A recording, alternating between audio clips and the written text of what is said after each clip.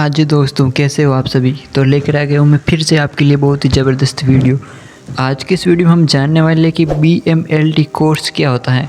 अगर आपको भी BMLT कोर्स करना है तो ये कोर्स करने के लिए आपको सबसे पहले क्या करना चाहिए, इसके बारे में मैं आपको सारी जानकारी बताऊँगा।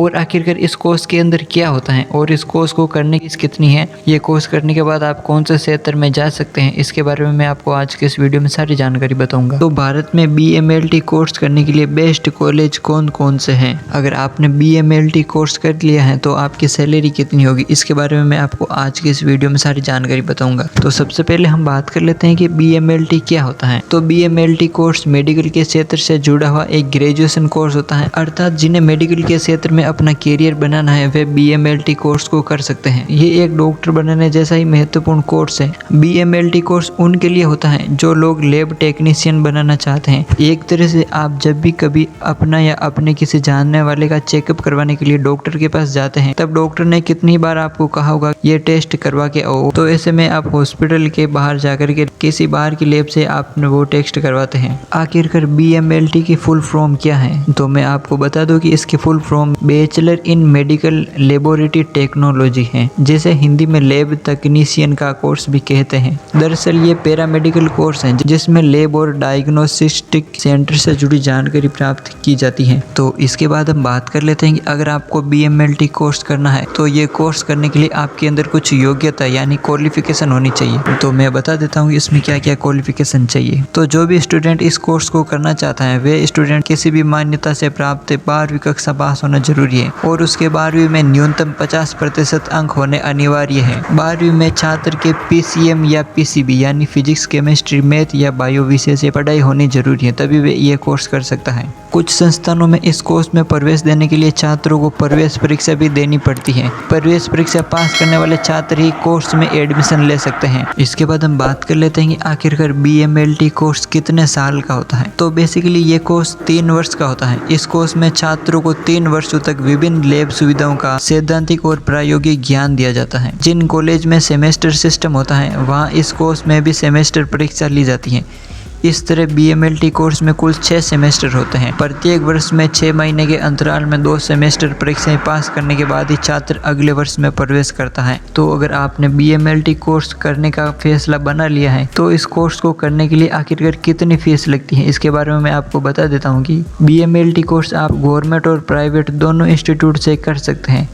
इस कोर्स के लिए सभी यूनिवर्सिटीज अलग अलग फ़ीस लेती हैं। निजी यूनिवर्सिटी की फ़ीस सरकारी के मुकाबले लगभग दोगुनी या इससे भी ज़्यादा होती है। तो हम बात कर लेते हैं प्राइवेट इंस्टीट्यूट से। यदि आप BMLT का कोर्स प्राइवेट यूनिवर्सिटी से करते हैं तो इसमें लगभग 2,50,000 से लेकर 2,70,000 रुपये तक का इसमें खर्च आता है। वहीं हम बात कर लेते हैं गवर्नमेंट यूनिवर्सिटी की। तो इस कोर्स को करने में मात्र आपको 47,000 से 50,000 रुपये तक का ही खर्च आता है। तो ये कोर्स करने के बाद आपको लास्ट में 6 महीने की इसमें एक ट्रेनिंग दी जाती है। ये कोर्स एक अंडर ग्रेजुएट कोर्स है, अर्थात इस कोर्स को करने के बाद आपके पास लैब टेक्नीशियन में स्नातन की डिग्री प्राप्त कर सकते हैं। तो हम बात कर लेते हैं कि अगर आपने BMLT कोर्स करने का फैसला बना ही लिया है तो हम आपको बता दें कि भारत में कुछ प्रसिद्ध BMLT कॉलेज है जहां पर आप एडमिशन लेकर के इस कोर्स को कर सकते हैं। तो भारत के कुछ ऐसे BMLT कॉलेज हैं जिनके नाम आप यहां पे देख सकते हैं, जिसमें सबसे पहला है देवभूमि उत्तराखंड यूनिवर्सिटी, उत्तराखंड में स्थित है। फिर राजीव गांधी कॉलेज भोपाल में, फिर Mewar university Chittorgarh, Mahatma Jyotirao Phule university Jaipur, lovely professional university Jalandhar, Awadh institute of medical technology Ayodhya, school और नर्सिंग व health science Noida, Rabindranath Tagore university Bhopal. इस तरह आपको भारत के कई प्रसिद्ध संस्थान मिल जाएंगे जहां पर आप BMLT कोर्स के लिए प्रवेश ले सकते हैं। तो इसके बाद हम बात कर लेते हैं कि अगर आपने BMLT कोर्स किसी अच्छी यूनिवर्सिटी से कंप्लीट 3 साल देकर के पास कर लिया है तो ये कोर्स करने के बाद आपको जॉब कौन कौन सी मिलेगी, इसके बारे में मैं आपको बता दूं कि यदि आप सोच रहे हैं कि BMLT का कोर्स करने के बाद केवल लैब टेक्नीशियन के रूप में ही काम करेंगे तो ये गलत है। दरअसल लैब टेक्नीशियन में भी कई तरह के पद होते हैं, साथ ही अन्य तरह की भी जॉब आप इसमें कर सकते हैं। तो मैं आपको कुछ जॉब के बारे में बता देता हूँ कि इस कोर्स को करने के बाद आप लैब टेक्नीशियन, रिसर्च और development, lab assistant, assistant professor, lab manager, school teacher, lab supervisor, lab medicine तकनीशियन,